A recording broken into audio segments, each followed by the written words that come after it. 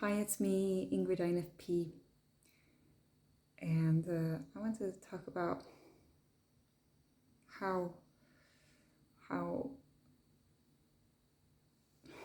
empathy is a weird thing. Um, I was thinking about this today because I had a patient who was in pain because of me, um, and I was honestly doubting if I was becoming a psychopath. You know, um, I there have been studies that have shown that medical students' empathy decreases with time until your empathy like goes at its lowest um, around where I am right now. It then increases a little bit afterwards, I think. But according to the studies, it was like at the end of the internship, beginning of residency, that was where doctors' empathy was at its worst. And I don't know if that's true for me, but I felt I was a bit worried today. Because what if my greatest strength has died out because of everything has happened?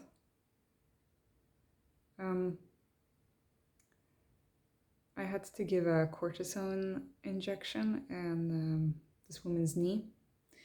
And she was very worried before she came. I have a medical student that's following me around this week and next week, so that's a little bit stressful for me because I don't really have the time.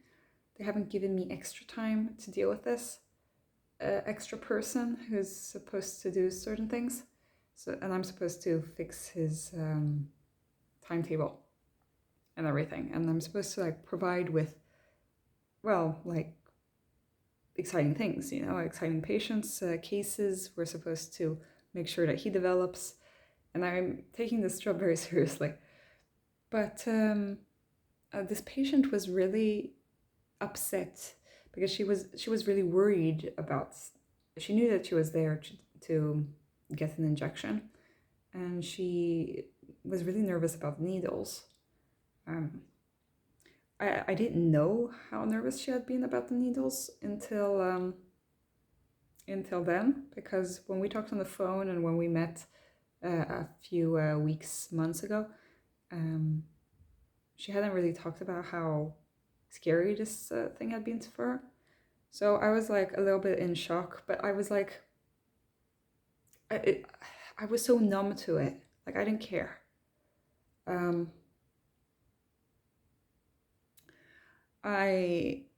was like, it's like I go into TE mode and I'm like I don't have the energy to deal with this. And I was like, are we going to do this or not? I mean, I said it in a nice way, I guess. And I was telling her to calm down and try to be a calm presence with her crying. And I ended up having to leave the room to prepare the needles and everything. Prepare the anesthesia and all the stuff that was going to be needed, all of the cleaning and stuff. So I left the room. I left the patient with the medical students to calm her down, so that she could talk it out. I came back in. She was still upset. Then I I did all of the preparations, and then I stuck her with a needle in her knee, and she like screamed out in pain, you know.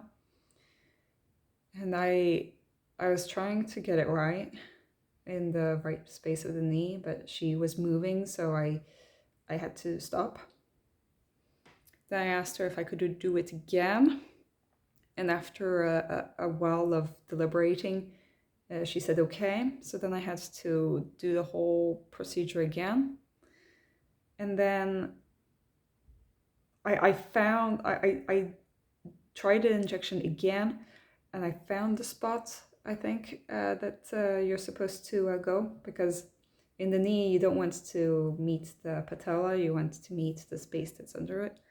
And I saw that I came into the right spot, but like right then when I got into the right spot, she moved, and I don't know, I laughed because it was like so dumb, you know, that this was happening.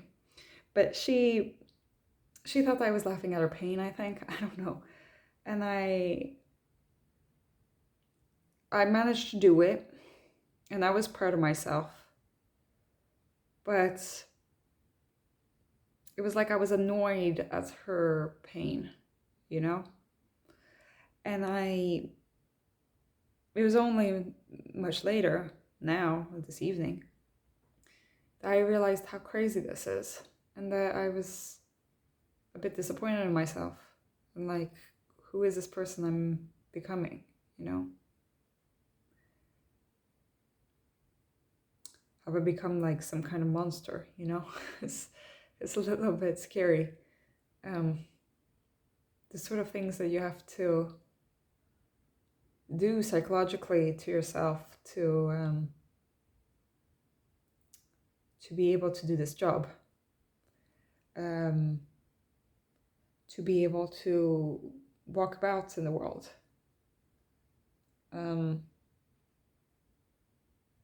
Like,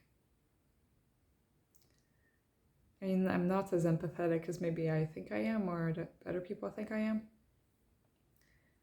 I can turn it on and off like a switch. I've been having a really stressful time at the moment, at work. Even though like things are going fine really in my life, it's just there's been a lot of patients for some reason, a lot of difficult patients that take a lot of time, and you know, I don't have the patience for this, and I can't deal, you know. I've had some patients this week who have been burnt out from their jobs. They all come with the same kind of symptoms. It's really strange sometimes how patients can be grouped together, you know? Sometimes some weeks everybody has the same diagnosis, you know? This week everybody's burnt out, and they all have headaches, and they all have high blood pressure because, yeah, and like they don't really get it. Like they get these physical symptoms because of stress, but like I can't really do much for them except like tell them to quit their job, or like you know, that's the stress is being bad for them. Sometimes I can help them with like a sick leave, or I can help them with sometimes with medication, but like I can't really do much.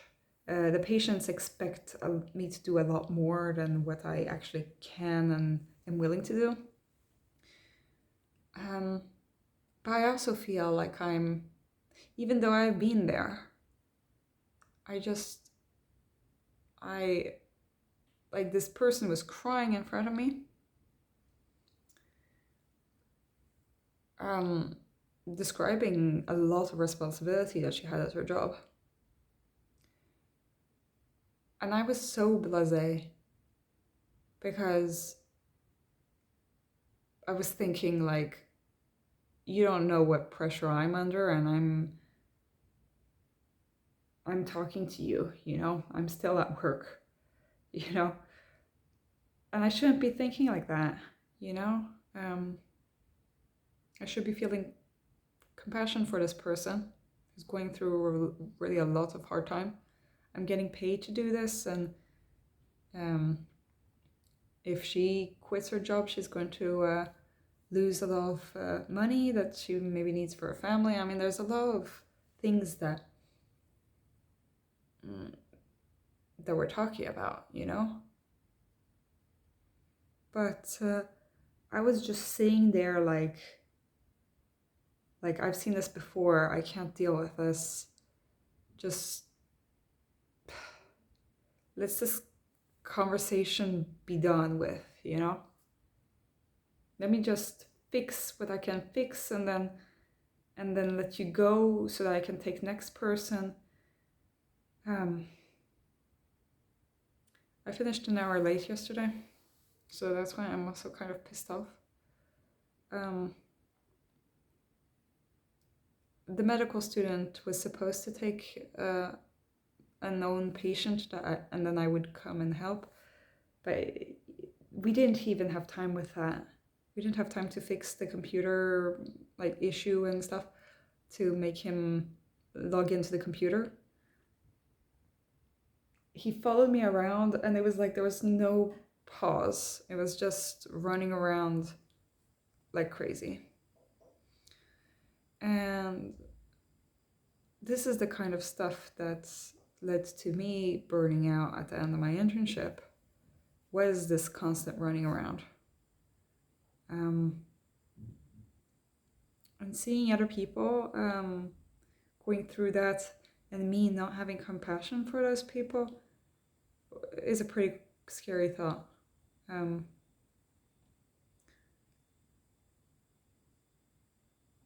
I had another patient with depression today.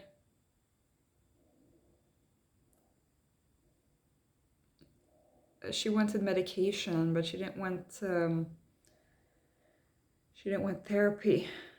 And so I was telling her that medication won't solve the situation that she's in, because she was in a pretty terrible situation with grief and all sorts of other stuff.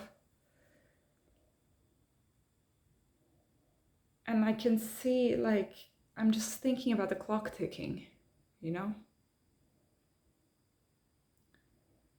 sitting there, I find the medical part of things interesting. And I like my job. But I feel like I'm becoming this machine. A zombie or something that doesn't really feel anything, and that's just doing the stuff in order to make the patient stop talking. I'm just trying to push all the right buttons to shut somebody up. Or I'm trying to just keep up the appearance that I'm helping people, when actually I'm just solving a problem. I'm solving a medical problem, and I'm not actually meeting a person. I'm just fixing a case, and it does worry me, because that's not how people want a doctor to be. That's not how I see myself as as an INFP. Your dominant function as FI, Feeling is the thing that I'm supposed to be good at. That I'm supposed to like and excel at and teach others. And here I am, showing a really cold face when I'm teaching a student. I don't want to. I want to teach the student in an empathetic way, and I think that it's going well, my relation with the student. But if he sees me act so cold, it's like I'm putting on an act or something. But I realized that I've been like this before, even without somebody else watching me do stuff. It's pretty worrisome. So, I mean, I don't know how long it's been like this. Sometimes it's there and sometimes it's not. But I feel it's a little bit scary how I can just turn off the emotions like that. I can just hear a person speaking about terrible stuff and completely zone myself out. Because all I'm thinking about is, how do I fix this problem? And I think that that's what happens when you get into T grip. A lot of times people describe the T grip as kind of aggressive, but I would say it's more like making yourself into a machine, you know? Because you have high expectations on what you should do. I think that you need a lot of energy as an INFP to actually direct others. Like, you have to be emotional in order to get mad at somebody. So I think that the T grip is actually when you're not being affected by emotion in any way and just doing shit. And it can lead to frustration and irritation, but I think that that's not the core of T grip. Is just forgetting that emotions are important, or deliberately erasing that part of life so that you can survive in stressful situations. So I think that that's what's happening. It's not really affecting myself outside of work.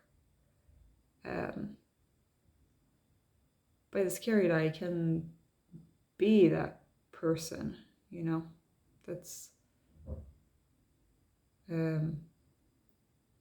emotionless and almost psychopathic, you know. So that's what I had to say about the topic just today. I'm sure that I have other examples where I'm also kind of zoned out from the FI stuff. It's good that I have other colleagues that I can talk to about this. Well, not exactly this, but I think that's a pretty common thing about doctors in general.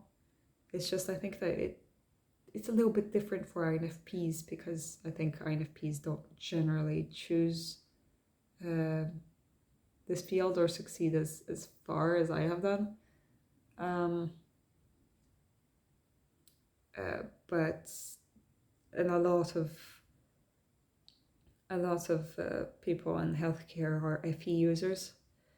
But I think that we need to acknowledge that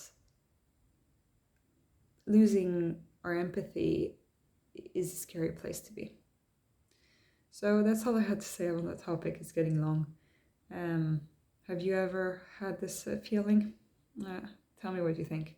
Have a great day. Bye.